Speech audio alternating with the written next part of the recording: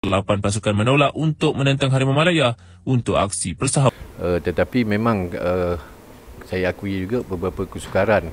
Pertamanya semua pasukan membuat persediaan masing-masing. Jadi sorry girl, I gotta go. Yeah, you know this ain't the old me. Try to keep it on the low. Assalamualaikum warahmatullahi wabarakatuh. Halo teman-teman, semua lagi di Aryan M Channel. Oke, buat teman-teman yang klik video ini, seperti biasanya, saya harapkan mudah-mudahan teman-teman masih dalam kondisi sehat walafiat. Dan jangan lupa dukung channel ini dengan cara like juga subscribe.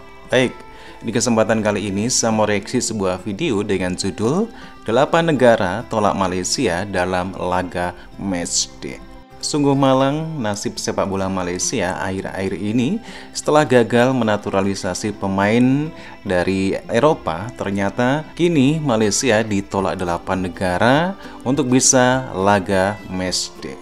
Oke, seperti apa videonya? Sebelum kita berkomentar, kita akan lihat dulu. 8 pasukan menolak untuk menentang Harimau Malaya untuk aksi persahabatan. Hakanwa Media, jangan lupa dikunjungi dan di subscribe ya. Assalamualaikum warahmatullahi wabarakatuh. Kembali bersama dengan kami di channel ini. Ya, nasib tetangga kembali kurang beruntung. Setelah gagal membawa pemain keturunan untuk memperkuat pasukan Harimau Malaya, terbaru timnas tetangga kesulitan mencari lawan uji coba pada FIFA Matchday edisi Oktober 2024.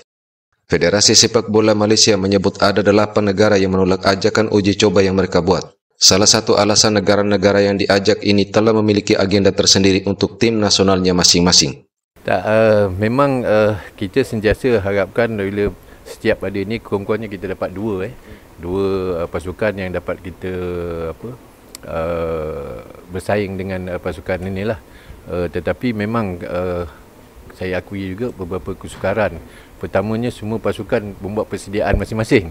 Jadi kepentingan pasukan tu mungkin menyebabkan mereka bukan menolak tu kerana tak bermain, mungkin dia ada komitmen lain yang terpaksa mereka ni untuk kepentingan pasukan mereka. Jadi kita pun faham masalah itu sebab kita nampak sukar untuk mendapat pasukan-pasukan ini. Dan sampai pasukan yang bawah kita pun kita nak dapat pun sukar. Bukan pasukan yang atas, yang bawah pun sekadar kita nak adakan perlawanan pun nampaknya kali ini sukar sebab mungkin yang bawah itu buat persediaan untuk mereka juga, yang bersesuaian untuk mereka. Jadi untuk mendapatkan satu perlawanan yang dua-dua pihak rasa sesuai dan ini tu kadang-kadang menimbulkan kesukaran. Jadi untuk kali ini macam di Auckland ni kita cuma dapat New Zealand aja dan kita bercuba untuk mendapatkan beberapa negara yang berdekatan tapi akhirnya tak dapat juga.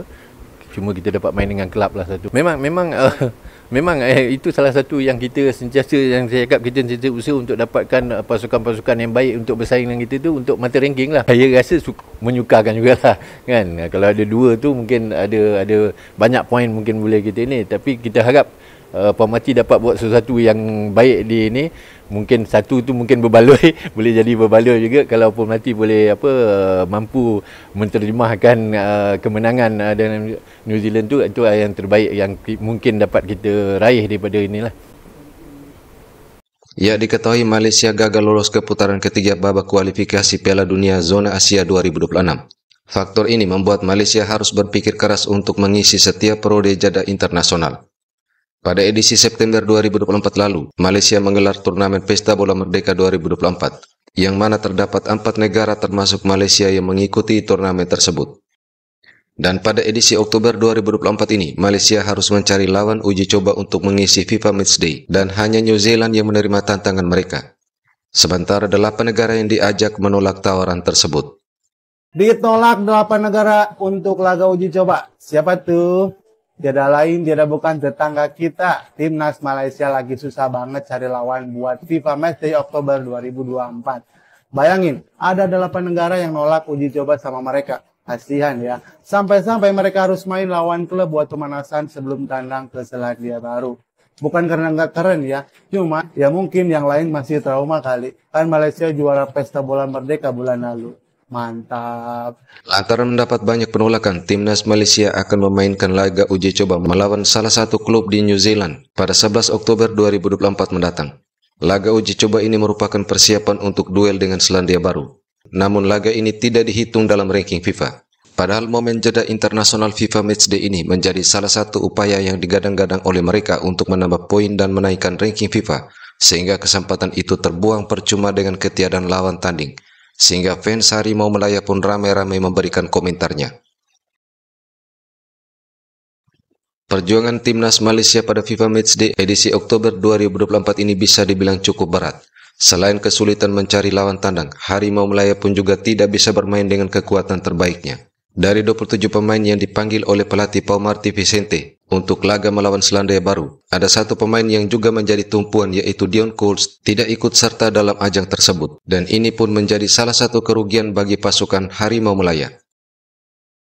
FIFA Matchday, Malaysia bertemu dengan New Zealand. Untuk FIFA Matchday pada kali ini, kita bermain satu perlawanan sahaja. Belum ada lagi nama-nama baru untuk pemain warisan yang masuk ke dalam skuad Harimau Malaya untuk match kali ini. Tapi kali ni Pau Marty bawa masuk 2 orang pemain bawah 20 tahun, Haziq Aiman dan Haikal Danish ke dalam skuad utama. Terbaru, Dion Cole terpaksa tarik diri atas faktor urusan keluarga. Dengan skuad yang kita ada sekarang ni, agak-agak koranglah kita boleh menang ke tak dengan pasukan di ranking ke-95 dunia. Berita tergempar tadi, Dion Coles baru saja memaklumkan yang dia tidak dapat menyertai skuad Harimau Malaya untuk menentang New Zealand pada bulan ni. Bagi aku ini adalah satu kehilangan yang sangat besar sebab kita tahu level Dion Coles ni kalau nak compare dengan player-player yang lain, dia lebih tinggi lah. Bagi aku dia lebih berkualiti. Jadi video kali ni aku nak membincangkan kalau tak ada Dion Coles ni, siapakah partnership centre back untuk Malaysia lawan dengan New Zealand nanti. Sebelum tu, korang yang nak support akaun ni, boleh tekan dulu butang follow dekat sini. Sebenarnya kalau ikutkan memang tak banyak pilihan yang kita ada. Kalau korang tengok list ni dekat bahagian defender tu, centre back yang kita ada, Feiruz Baharudin.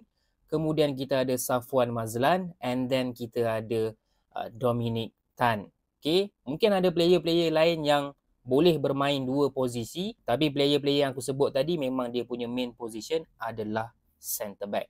Jadi aku tengok dekat sini, kita tahu sebelum ni kita dah nampak gandingan Feiruz dengan Dion Coles, yang mana bagi aku agak sayang sebab aku nak tengok chemistry antara 2 player ni bila lawan opponent yang lebih susah macam New Zealand, macam mana diorang punya performance kan.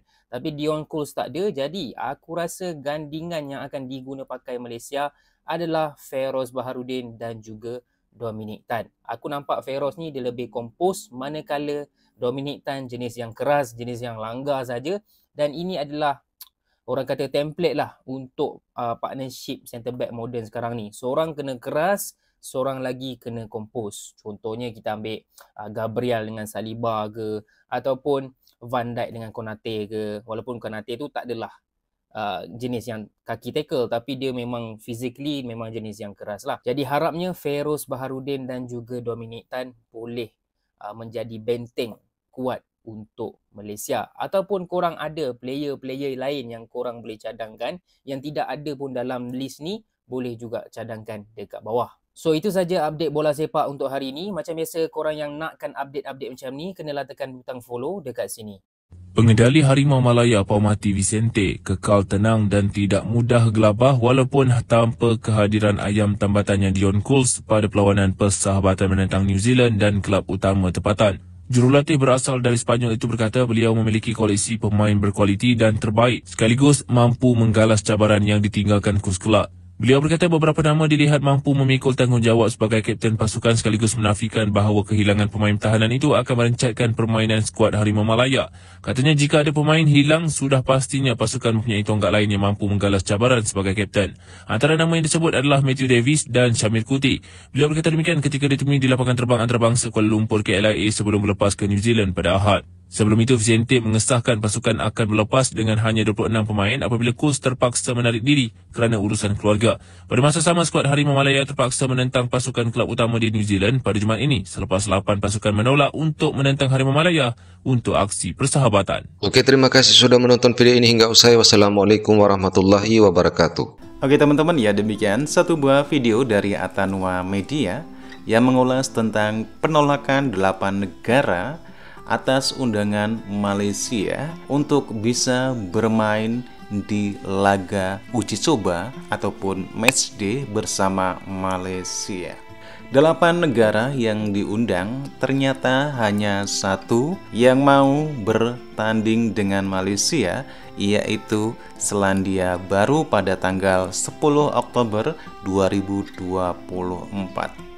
Satu hal yang menyakitkan sekali ketika negara jiran Malaysia yaitu Indonesia sibuk berlaga melawan tim-tim kelas atas di babak kualifikasi round 3 2026, justru Malaysia kembali mengalami penolakan atas undangannya di laga uji coba ataupun matchday untuk bisa bertanding melawan Malaysia. Dalam laga uji coba ataupun matchday di kesempatan kali ini, Malaysia hanya mendapatkan lagi 1 kali pertandingan melawan Selandia Baru. Dan dalam kesempatan laga matchday Malaysia melawan Selandia Baru, ini pun Malaysia berpeluang untuk bisa meningkatkan ranking FIFA-nya. Oke teman-teman ya, demikian satu buah video bagaimana Malaysia mendapatkan penolakan dari 8 negara yang diundang untuk bisa bertanding di laga uji coba ataupun matchday. Bagaimana nih menurut teman-teman? Silahkan teman-teman bisa berkomentar dan jangan lupa like, subscribe channel ini dan Atanua Media. Terima kasih, sampai jumpa lagi di video berikutnya.